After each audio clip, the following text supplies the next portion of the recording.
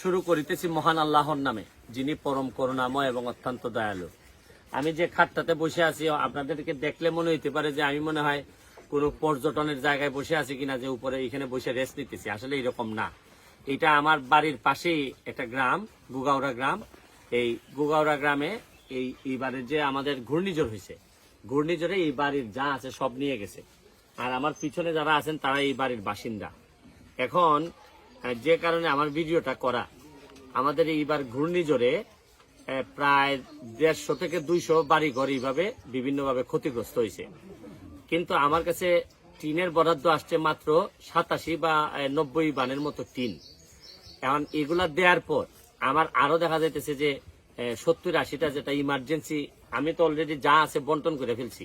কিন্তু এখন এই ঘরটা দেখার পর আমি এমপি হিসাবে, ওনারা আমার ভোট দিচ্ছেন বা দিচ্ছেন না বড় জিনিস না, কিন্তু এমপি হিসাবে তো আমার সবার দায়িত্ব এখন আমার উপর। এখন আমি কি করি বলেন? এখন এই নগদ টাকা তো কোনো না কোনো ভাবে ব্যবস্থা করা লাগবে, নাইলে এদেরকে আমি ঘড়ি বানাই দিব কিভাবে? আমার টিনও তো শেষ। দুর্যোগ মন্ত্রণালয়ে যারা আমাদের যা দিছিলেন দুর্যোগের জন্য তারা কিছুই দিতে পারেন নাই। আমাদের যেটা দিচ্ছেন, আগে যেটা দিচ্ছেন স্বাভাবিক বরাদ্দ, এখান থেকে আমি যা পারছি আমাদের এই পিআইও সাহেবের সহযোগিতা নিয়ে যা দিছি। এখন আমার অবস্থা হয়েছে, দেখেন আপনি ভিতরে এসে দেখেন যে ঘরটা এই, তোমরা কয়জন? 4 জন। ও আরেকজন ছেলে আছে।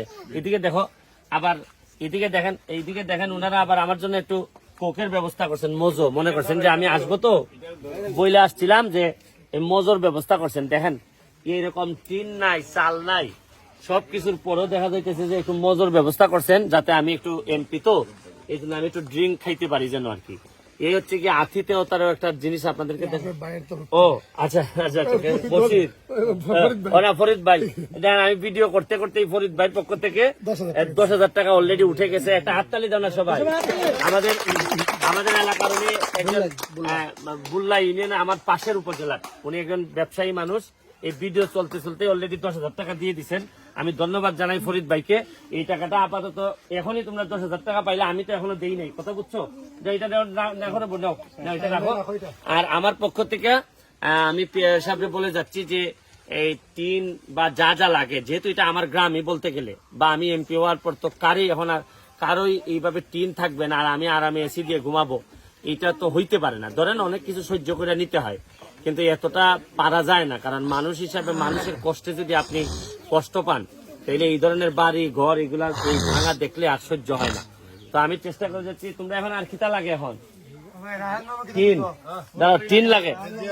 হ্যাঁ রায়হান, ও রায়হান আছে। আচ্ছা আচ্ছা আচ্ছা, আমাদের রায়হান সে উপজেলা চেয়ারম্যান প্রার্থী।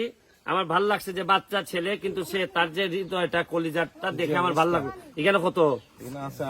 ও আচ্ছা, যাই হোক, ইটা খাও তোমার আমাদের নাও, ইটো নাও, ইটো ফাইলাই, টেকাটাও ফাইলাই। এখন আর কিতা লাগে তোমরা? টিন আর হ্যাঁ, আচ্ছা কিছু টাকা দিলে পরে খাটকুট গুলা বানাইয়া। আর টিন কয়বান লাগবো কেন পিয়া হিসাব? কয়বান লাগবো? 5 বান লাগবো। 5 বান লাগবো। তাইলে টিনের ব্যবস্থাটা আমরা করে দিতেছি, আর এইগুলা দেয়া এই ঘরটা করে ফেলো, ঠিক আছে?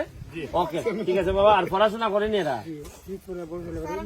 না, এটা খেতাম না কমাই। Thank you, thank you. আর পড়াশোনাটা একটু খাইলাই করে দিত তোমার।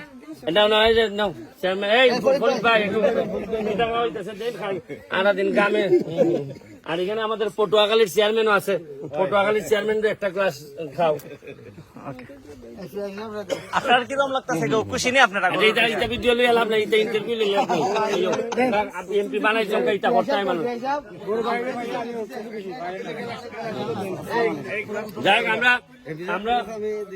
আমরা একটু মজো খাইতেছি। আপনারা আবার ভাববেন না যে এটা গ্লাসটা কালো লাগে। আপনারা সাংবাদিক তো আবার কেটাই কোন ইউজ করে, বোঝা বড় মুশকিল। কেটাই কি কইয়া দেয়, 2টা না 3টা হইলেন।